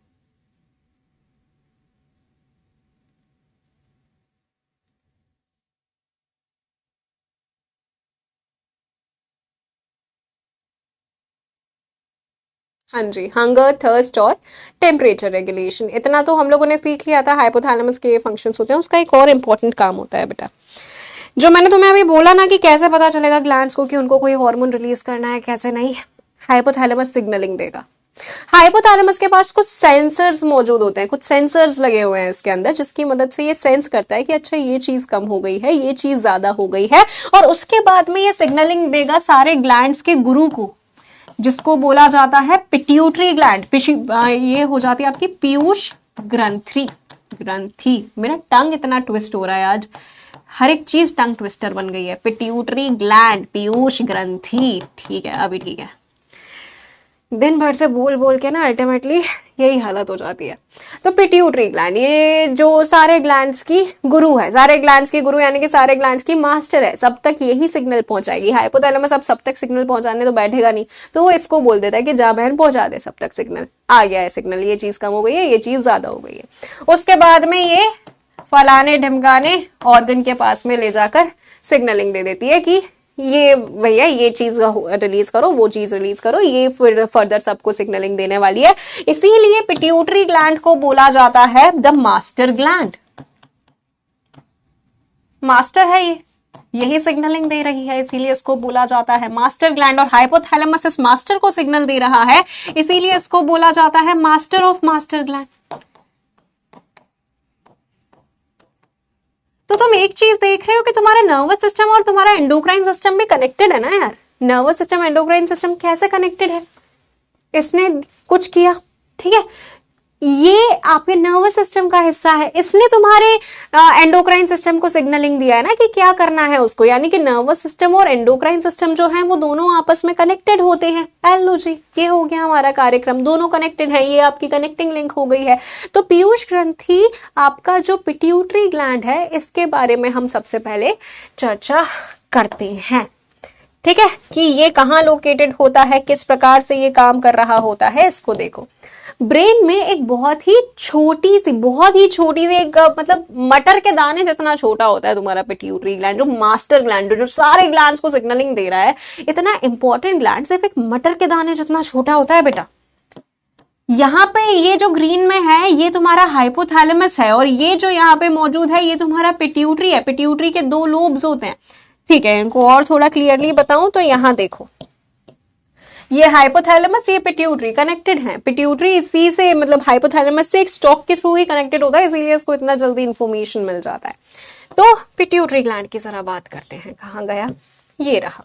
मटर के दाने जितना छोटा होता है, बेस ऑफ द ब्रेन पे लोकेटेड होता है, ठीक है। क्या क्या इसके पॉइंटर्स हैं, ये जो पर्टिकुलर मैं चीज लिख रही हूं एज इट इज, ये स्लाइड आप लिख लेंगे, ठीक है। पिट्यूटरी,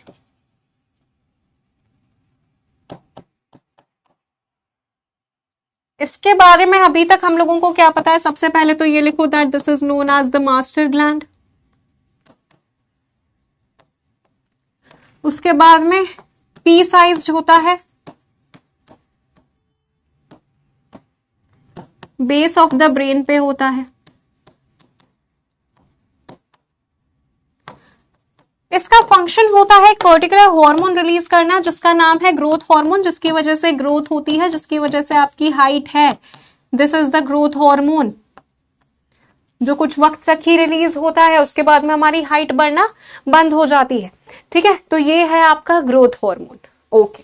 अब ग्रोथ हार्मोन अगर कम रिलीज हो जाए या ज्यादा रिलीज हो जाए तो कौन कौन सी प्रॉब्लम्स हो सकती हैं, इस चीज को हम समझते हैं। और इस चीज को ऐसे ही तुम चार्ट बनाकर ही लिख लेना, थ्योरेटिकल फॉर्म में अगर ज्यादा लिखोगे ना तो दिक्कत हो जाएगी। तुम इस लायक हो ही नहीं कि तुम्हारे चार्ट्स ऑन किए जाएं, पता है। तुम में से कुछ बच्चे इतने बदतमीज और इतने नालायक बच्चे हैं ना कि उनके नाम मुझे याद है, और मैं गारंटी से बोल सकती हूँ कि वो नाम मुझे फाइनल लिस्ट में नहीं दिखेंगे। हर साल पढ़ा रहे हैं बेटा, कब से है DW, कितने रैंकर्स निकाले हम लोगों ने, वो पता चल जाता है कौन है कौन नहीं है ना वो पता चल जाता है। तो तुम अभी बकर कर लो, बाद में सेलिब्रेशन होगा तब भी तुम कमेंट सेक्शन में, सेलिब्रेशन देखते देखते भी कमेंट सेक्शन में तुम बतिया ही रहे होगे। मेरी बातें कभी कभार तुम्हें बहुत हार्श लगेंगी, मैं यूजुअली ऐसा बोलती नहीं हूँ, लेकिन ऑफिसर लाइक क्वालिटी डे 1 से आनी शुरू हो जाती है। जो अभी तुम लोगों की ये क्वालिटीज दिख रही है ना, ये बेटा नहीं आएंगी काम। जो तुम एग्जाम के लिए प्रिपेयर कर रहे हो ना, वो हल्के हुए ले रहे हो तुम, इतना हल्का एग्जाम ये है नहीं। जब तुम टॉपर्स को असली में अपने सामने देखोगे ना, तब उनका पर्सनैलिटी, उनका ऑरा अलग ही होता है। ऐसा नहीं होता नॉर्मल जैसे तुम लोग बात कर रहे हो। उनको देखकर अलग ही ऐसा लगता है कि यार ये बच्चा बना था क्लियर करने के लिए एग्जाम। हल्के में ले रहे हो तो वे क्या ऐसे नॉर्मल कोई जॉब मिल जाएगी, डेस्क जॉब के लिए जा रहे हो तुम रिस्पॉन्सिबिलिटी समझ रहे हो और उस रिस्पॉन्सिबिलिटी के अकॉर्डिंग तुम अपनी हरकतें देख रहे हो। चैट ऑफ में नहीं करना चाहती, मैं तुमसे बात करना चाहती हूँ, इंटरेक्ट करना चाहती हूँ, तुम मजबूर करते हो। खैर छोड़ो, चलो अब बात ये आ जाती है कि ग्रोथ हार्मोन अगर एडल्ट्स में ज्यादा इंक्रीज, अब ज्यादा बढ़ जाए या फिर बच्चों में ज्यादा बढ़ जाए, तो दोनों में अलग अलग सिचुएशंस यहाँ पे होती हैं। तो सबसे पहले बच्चों की बात करते हैं। चिल्ड्रन, अगर बच्चों में ये हार्मोन बहुत ज्यादा बढ़ जाएगा तो फिर क्या हो जाएगा, बच्चे की हाइट जो नॉर्मल बढ़नी चाहिए वो बहुत ज्यादा बढ़ जाएगी, इतनी ज्यादा बढ़ जाएगी कि एकदम बच्चा राक्षस जैसा हो जाएगा, जायंट जैसा हो जाएगा। इसीलिए इस पर्टिकुलर कंडीशन को क्या बोला जाता है, जायंटिज्म।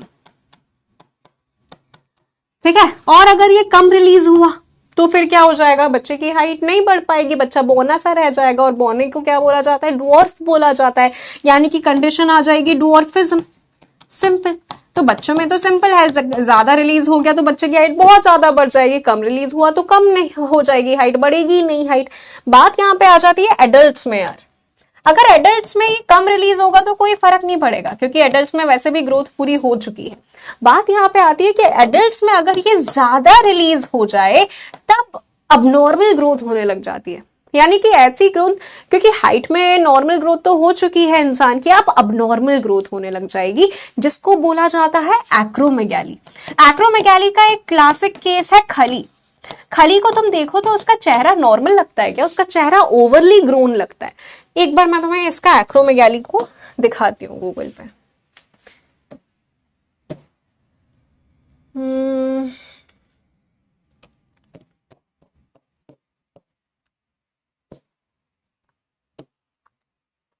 ओके देखो, ये देखो, ये चेहरे का तुम चिन का ग्रोथ देख रहे हो, यहाँ पे जॉ का ग्रोथ देख रहे हो, कितना अनइवन सा ग्रोथ है। This is known as acromegaly.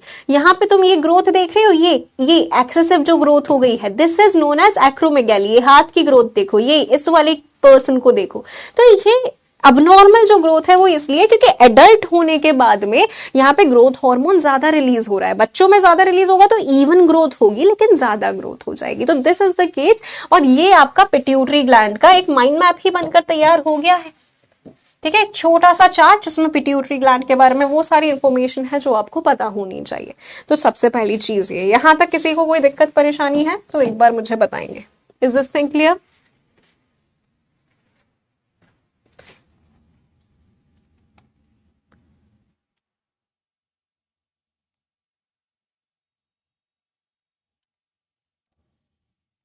Okay बढ़िया।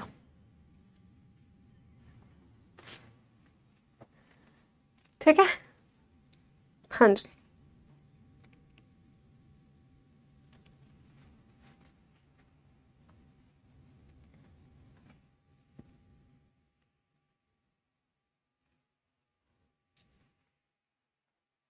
ओके,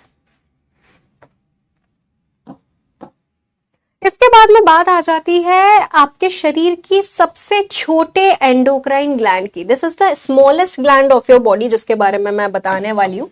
ये तुम्हारी यहाँ पे पीछे की तरफ मौजूद होता है, दोनों आंखों के बीच में पीछे की तरफ मौजूद होता है। This is the smallest gland, जिसका नाम है पाइनियल ग्लैंड। तो स्मॉलेस्ट ग्लैंड है, इसीलिए इसके बारे में और याद रखना आवश्यक है। अब ये ग्लैंड एक हार्मोन रिलीज करता है जिसका नाम है मेलेटोनिन। मेलानिन नहीं है, मेलानिन वो होता है जिसकी वजह से तुम्हारा रंग है ये ब्राउन रंग, है ना, ये मेलानिन की वजह से है बेटा। तो मेलेटोनिन है, मेलानिन मेलेटोनिन में बहुत फर्क है। ये मेलेटोनिन क्या कर रहा है, ये तुम्हारी स्लीप वेक साइकिल को रेगुलेट कर रहा है। स्लीप वेक साइकिल यानी कि जिस टाइम पे तुम्हें जिस टाइम पे तुम सोते हो उसी टाइम पे तुम्हें डेली नींद आती है। जैसे कि अगर तुम रात में 2 बजे सोते हो तो रात में 2 बजते ही तुम्हारी आंखें भारी होने लग जाएंगी, क्योंकि वो तुम्हारा टाइम है सोने का। तो ये जो स्लीप वेक साइकिल एक मेंटेन्ड है, जिसको 24 आवर सर्केडियन रिदम भी बोला जाता है, 24 आवर साइकिल या फिर सर्केडियन रिदम, ये इस पर्टिकुलर हार्मोन की वजह से होती है। अब जैसे कि फॉर एग्जाम्पल तुमने सुना होगा ना, जेट लैग हो जाता है कुछ लोगों को। जैसे कि यहाँ से अगर आप किसी दूसरे देश में जाते हो जहाँ पे टाइमलाइन चेंज हो जाती है, टाइम जोन चेंज हो जाता है जहाँ पे, तो वहाँ पे क्या होगा, जैसे यहाँ पे तुम जब उड़े तब यहाँ पे सुबह हो रही थी, वहां पे पहुंचे तो रात हो रही है, जबकि डिस्टेंस टाइम का बहुत कम था। तो तुम्हारा जो सर्केडियन रिदम है वो यहाँ के इंडिया के हिसाब से चल रहा था, लेकिन वहां तुम पहुंचोगे तो दिक्कत हो जाएगी, वहां तो रात हो रही है पर तुम्हें नींद नहीं आएगी, क्योंकि इंडिया के हिसाब से तो उस टाइम पे शाम हो रही होगी। तो इसीलिए वो जेट लैग हो जाता है कि तुम वहां के हिसाब से सोने वगैरह का तुम्हारा पूरा का पूरा टाइम चेंज हो जाता है। तो which hormone is responsible for that? Melatonin, जो कि आपके शरीर का सबसे स्मॉलेस्ट ग्लैंड रिलीज कर रहा है, जिसका नाम है द पाइनियल ग्लैंड। ठीक है, ओके जी, ओके। इसके बाद में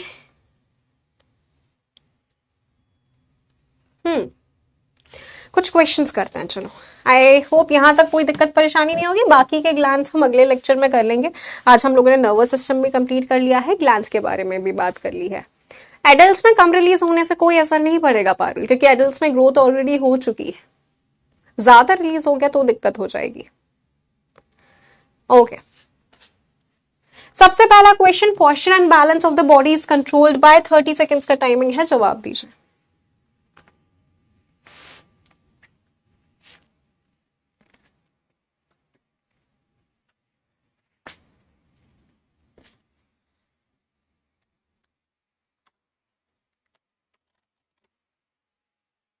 खुद से नहीं बढ़ा सकते बेटा ग्रोथ, जो तुम्हारे पेरेंट्स के थ्रू तुम्हारे अंदर जीन्स आए हैं ना, उसी के अकॉर्डिंग तुम्हारी हाइट बढ़ेगी।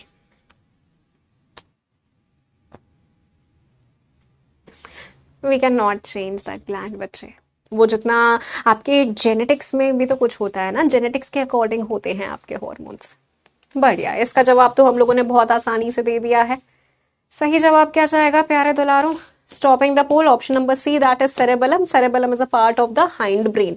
एक चीज जो मुझे तुम्हें बतानी रह गई है, उसको यहाँ पे बॉक्स बना के अलग से लिख लेना।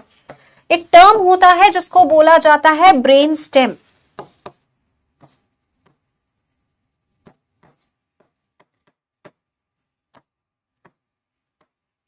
ठीक है, ब्रेन स्टेम आपका वो पोर्शन है जो आपके सेरेबेलम को, सॉरी सेरेब्रम को तुम्हारे स्पाइनल कॉर्ड से कनेक्ट करने का काम कर रहा है। इनके बीच में जो ये पोर्शन आ रहा होता है उसको बोला जाता है ब्रेन की स्टेम है ये। इसका हिस्सा कौन कौन होता है, इस चीज को हमें सुनना है। इसका हिस्सा एक तो हो जाएगा तुम्हारा मिड ब्रेन। रास्ते में कौन कौन आ रहा है? एक मिड ब्रेन आ रहा है, एक पोन्स आ रहा है और एक मेडुला ऑब्लोंगेटा आ रहा है। सेरेबेलम क्यों नहीं आ रहा मैम? क्योंकि सेरेबेलम जो है ना वो दोनों साइड्स में मौजूद होता है, वो इसलिए नहीं आ रहा। सेरेबेलम दोनों ब्रेन के साइड्स में, सेंटर में लोकेटेड नहीं होता। ठीक है, तो मिड ब्रेन, पोन्स और मेडुला ऑब्लोंगेटा, यानी कि मेडुला ऑब्लोंगेटा वो आखिरी चीज है जिसके बाद सीधे स्पाइनल कॉर्ड चालू हो जाती है। ये चीज हम याद रखेंगे। ठीक है, तो मेडुला ऑब्लोंगेटा के बाद सीधे स्पाइनल कॉर्ड चालू हो गई है। ओके, अगला क्वेश्चन देखते हैं। Breathing is controlled by which part of the brain? 30 seconds का टाइमर है बेटा। जेनेटिक्स में ना सिर्फ एक जीन रिस्पॉन्सिबल नहीं होता, हम जेनेटिक्स वाले टॉपिक में पढ़ेंगे। हाइट के लिए भी बहुत सारे जीन्स होते हैं। कॉम्बिनेशन, परमिटेशन कॉम्बिनेशन मैथ्स में तुम पढ़ते हो ना, वैसा सीन यहाँ पे चल रहा होता है। तो उसके अकॉर्डिंग कौन सा जीन अपने आप को कितना ज्यादा दर्शा दे, वो सीन है।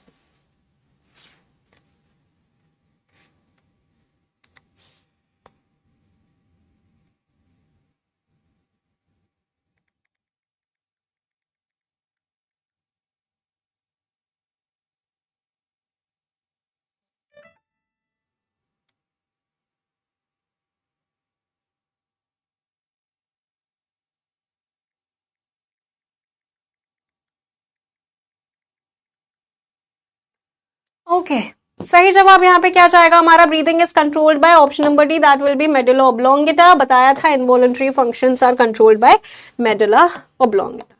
अगला सवाल आता है, which part of nervous system controls the reflex activities of the body. और ये मैंने तुम्हें तब बताया था जब मैंने तुम्हें रिफ्लेक्स आर्क बताया था। रिफ्लेक्स जो फट से हो रहा है, ये बता चुकी हूं मैं पहले। अनूपा बच्चे, वो एक बीमारी की वजह से होता है जिसके बारे में हम पढ़ेंगे जब हम जेनेटिक्स में चर्चा करेंगे उसकी।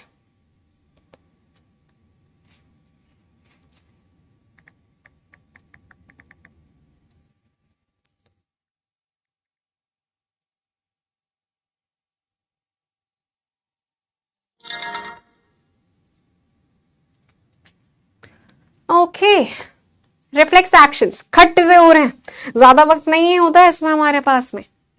सही जवाब क्या जाएगा? Stopping the pole, option number B, that is spinal cord. Brain तक प्रोसेसिंग के लिए सामान जाता ही नहीं है, स्पाइनल कॉर्ड से ही लौट कर आ जाता है। प्रीवियस ईयर में पूछा गया क्वेश्चन है।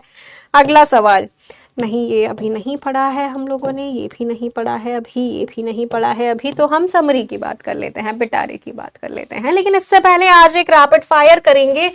लेट्स सी कि तुम्हें कितना याद है पूरे लाइफ प्रोसेसेस का रैपिड फायर। क्या हम तैयार हैं? एक बार यस लिख दीजिए। तो पूरे लाइफ प्रोसेसेस का रैपिड फायर हम शुरुआत करते हैं। जेनेटिक्स का डाउट अभी नहीं, जेनेटिक्स का डाउट बाद में।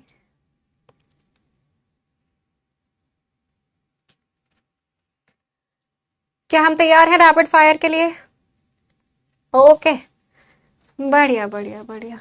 चलिए, सबसे पहला सवाल है कि प्रोटीन का डाइजेशन खत्म कहां होता है? प्रोटीन डाइजेशन एंड्स इन, ठीक है। उसके बाद में अगला सवाल आ जाता है, जेजुनम किसका हिस्सा है तुम्हारे शरीर में? इसके बाद में बाइल के अंदर कौन सा एंजाइम मौजूद होता है, उसका नाम। और उसके बाद में आ जाता है, मैक्सिमम एब्जॉर्प्शन तुम्हारे शरीर में कहां हो रहा है, इसका नाम। इन चारों सवालों का जवाब दीजिए डाइजेशन से रिलेटेड। ओके, बढ़िया बढ़िया बढ़िया। जो भी लोग स्टमक जवाब दे रहे हैं, स्टमक इनमें से किसी का भी जवाब नहीं है, तो जरा अपने कंसेप्ट्स को सुधारिए। यहाँ पे प्रोटीन डाइजेशन एंड्स इन पूछा है, भले कार्बोहाइड्रेट्स हो, भले ही फैट्स हो, प्रोटीन्स हो, किसी भी चीज का डाइजेशन एंड स्मॉल इंटेस्टाइन में ही होगा। जेजुनम किसका हिस्सा है?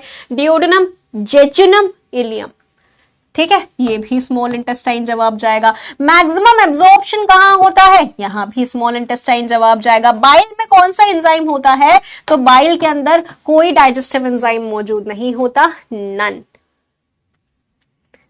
ठीक है। मैक्सिमम एब्जॉर्प्शन स्मॉल इंटेस्टाइन में होता है, ये चीज मैं बता चुकी हूं, वाटरी एब्जॉर्प्शन की बात नहीं कर रही हूं। तो ये इन चीजों के जवाब हैं। डाइजेशन सिस्टम, डाइजेशन से रिलेटेड ये हो गए। अब रेस्पिरेटरी से रिलेटेड कुछ क्वेश्चंस देख लेते हैं भैया। सबसे पहला कि एक्सचेंज जोन के कौन कौन होते हैं हिस्से, ठीक है। उसके बाद में वॉइस बॉक्स का दूसरा नाम क्या है? लार्जर कौन सा लंग होता है, लेफ्ट वाला या फिर राइट वाला? पायरुविक एसिड या फिर पायरुवेट जो है, ये एनेरोबिक कंडीशंस में क्या बनाता है? ये 4 क्वेश्चंस, ठीक है। एक्सचेंज जोन में बहुत बढ़िया, एल्वियोलाई आता है, प्लस टर्शरी ब्रोंक्यूल भी आता है, 3 डिग्री ब्रोंक्यूल, ये दोनों आते हैं एक्सचेंज या रेस्पिरेटरी जोन में, याद रखेंगे। वॉइस बॉक्स को क्या बोला जाता है? लैरिंक्स बोला जाता है, शाबाश। उसके बाद में लार्जर लंग कौन सा होता है, राइट वाला या लेफ्ट वाला? यहां तक नहीं पहुंचा अभी तक?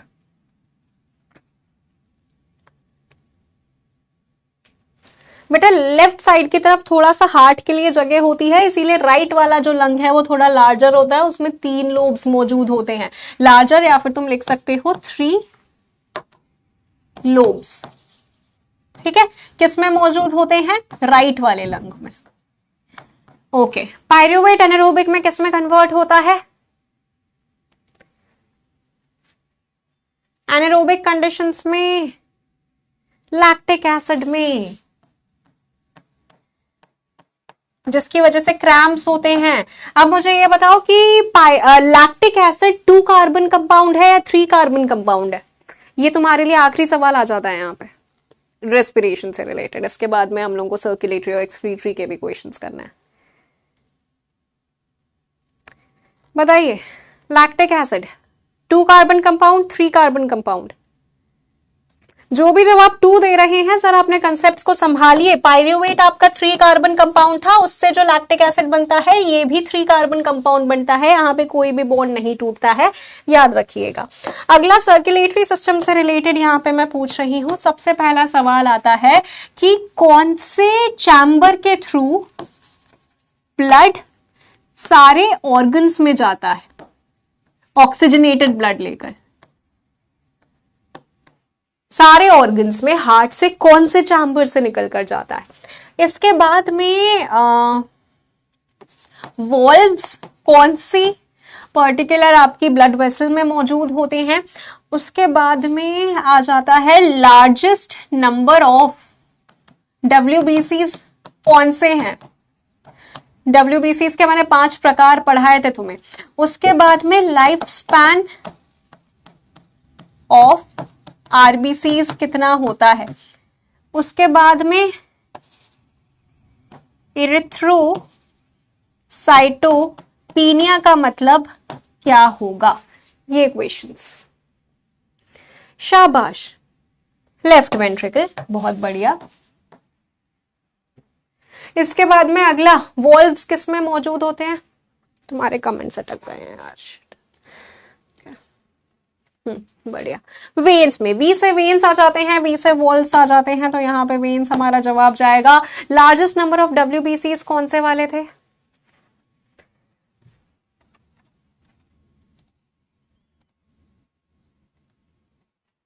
हाँ, सही जवाब दिया है मुझे, neutrophils, correct. Largest number of WBCs आपके कौन से थे? न्यूट्रोफिल्स। लीस्ट कौन से थे? बेसोफिल्स। ठीक है। इसके बाद में लाइफ स्पैन ऑफ RBCs कितना होता है? 120 दिन होता है। WBCs का 17 से 20 दिन होगा, प्लेटलेट्स का 7 से 10 दिन का करीब का कुछ होता है। इरेथ्रोसाइटोपिनिया का मतलब क्या होगा?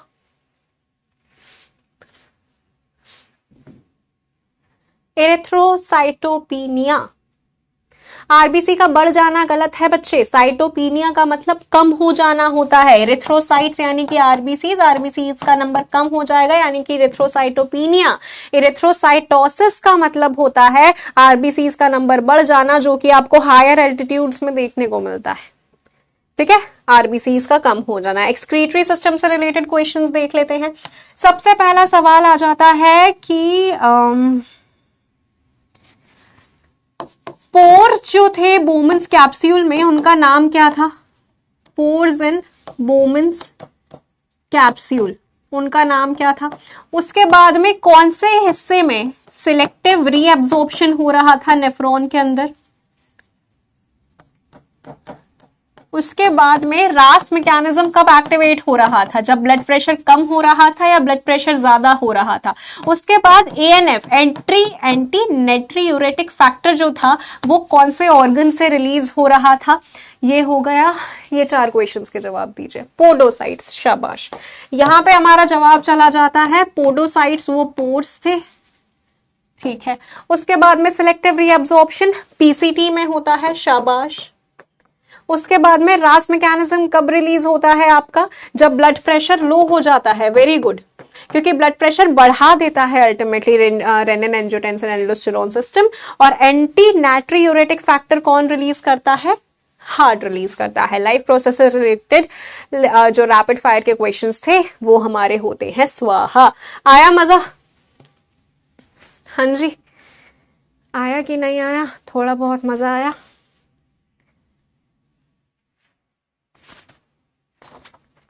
बढ़िया बढ़िया, शाबाश।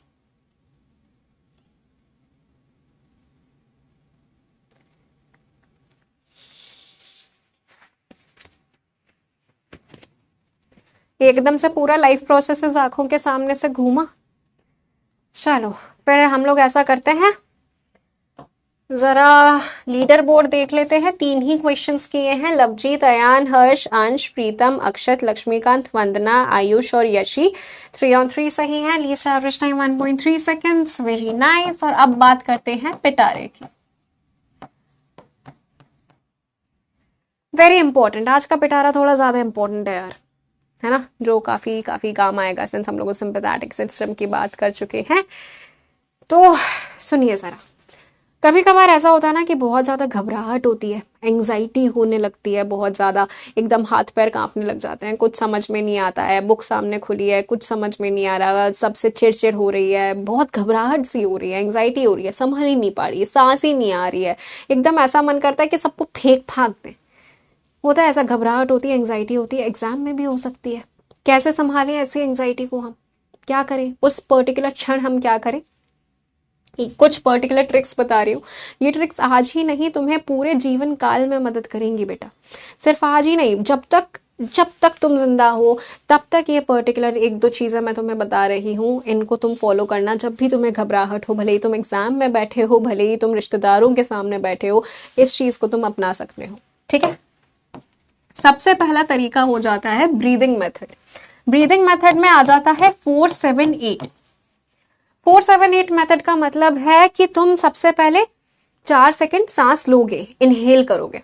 ठीक है, 7 सेकंड के लिए तुम अपनी सांस को पकड़ के रखोगे, 8 सेकंड के लिए छोड़ोगे, धीरे धीरे करके एक्सहेल करोगे, फोर्सफुल 7-8 सेकंड तक। ठीक है, ये तुम्हें कितनी बार करना है? ये तुम्हें करना है 3 बार, 3 टाइम्स। ऐसा करने से तुम्हारा दिमाग अपने आप शांत हो जाएगा, सबसे पहली चीज हो गई। उसके बाद में दूसरी चीज, वेगस नर्व एक्टिवेशन। अब ये वेगस नर्व क्या होती है? वेगस नर्व तुम्हारे शरीर की सबसे बड़ी नर्व होती है।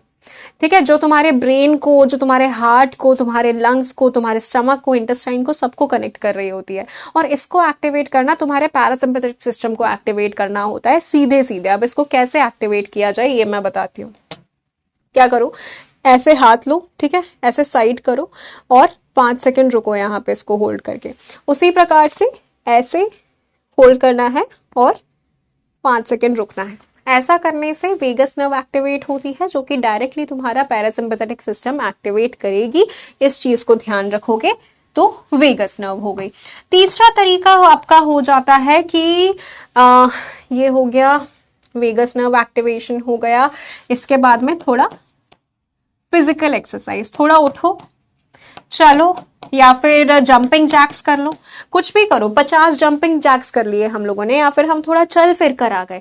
ऐसा होने से क्या होगा, दिमाग तक ब्लड का फ्लो बढ़ेगा, ऑक्सीजन पहुंचेगा, तुम अपने आप थोड़ा रिलैक्स फील करोगे। एक ये हो जाता है। और एक और तरीका हो जाता है, दोस्तों से थोड़ा इस बारे में बात करो कि यार घबराहट हो रही है, तो थोड़ा आसान होगा, तुम बात कर पाओगे ना उनसे, तो तुम्हें और ज्यादा थोड़ा रिलैक्स फील होगा। बेटा ये तरीके जो है ना, ये तुम्हें हमेशा काम आएंगे। तो इन तरीकों को एग्जाम में, फॉर एग्जाम्पल, हम कभी कभार इतना घबरा जाते हैं, एकदम सब ब्लैंक हो जाता है, कुछ समझ में नहीं आ रहा, सांस लेने पे फोकस करो। ठीक है, एक और तरीका है, जब बहुत ज्यादा घबराहट हो रही है, जब ऐसा लग रहा है कि हम बहुत ज्यादा ओवर थिंकिंग कर रहे हैं, तब तुम एक और काम कर सकते हो। 3 चीजें जो भी तुम्हें अपने आसपास में दिख रही हैं, ठीक है, उसको पहले तो नेम करो कि भैया ये चीजें मुझे दिख रही है, मेरी बॉटल दिख रही है, माउस दिख रहा है, कंप्यूटर दिख रहा है। तो 3 चीजें मैंने देखी, 3 थिंग्स। 2 चीजें जो 2 कलर्स तुम्हें दिख रहे हैं। फॉर एग्जाम्पल मुझे दिख रहा है grey colour, black colour, 2 colours दिख रहे हैं, तो मैंने 2 कलर्स बोल दिए। उसके बाद में एक चीज जो मैं सुन पा रही हूँ, 1 साउंड। तो ऐसा करने से तुम क्या होगा, जब तुम इस चीज पे फोकस करोगे ना कि 3 चीजें जो दिख रही हैं, 2 कलर्स जो दिख रहे हैं, एक जो साउंड तुम सुन पा रहे हो, इस चीज पे फोकस करोगे तो जो ओवर थिंकिंग वाला तुम्हारा प्रोसेस था ना, वो हट जाएगा। ठीक है, और तुम इस चीज पे फोकस करोगे तो बेटा ये बहुत ही बायोलॉजिकली प्रूवन ये कुछ तरीके हैं, अपने शरीर को तुम खुद से रेगुलेट कर सकते हो। ठीक है, you know how to regulate your body. इस तरह से शरीर के बारे में हमें सीखना है। ठीक है, चलिए, तो इसी के साथ में हम सेशन खत्म करते हैं। कंट्रोल एंड कोऑर्डिनेशन का थोड़ा हिस्सा आज पढ़ा है, थोड़ा अगली क्लास में पढ़ेंगे हम लोग। सारे ग्लांस कंप्लीट कर लेंगे, कुछ क्वेश्चंस प्रैक्टिस करेंगे। ठीक है बच्चे, तो मिलते हैं फिर अगले सेशन में। रिवाइज करके आइएगा प्लीज़, प्रॉपर नोट्स बना लीजिएगा, डीपीपी सॉल्व कीजिएगा। डीपीपी में अगर ऐसा कोई भी क्वेश्चन है जो आपसे अभी नहीं बन रहा है तो अगली क्लास के बाद में बन जाएगा, डोंट वरी अबाउट दैट। ठीक है, तो जैसा कि मैं हमेशा बोलती हूँ that a healthy mind resides in a healthy body, so take care everyone. Signing off till then, bye bye, जय हिंद एंड वंदे मातरम। Keep studying, keep learning, keep revising, respect your parents and do proper physical exercise 40 से 50 minute. ठीक है, मिलते हैं अगली क्लास में।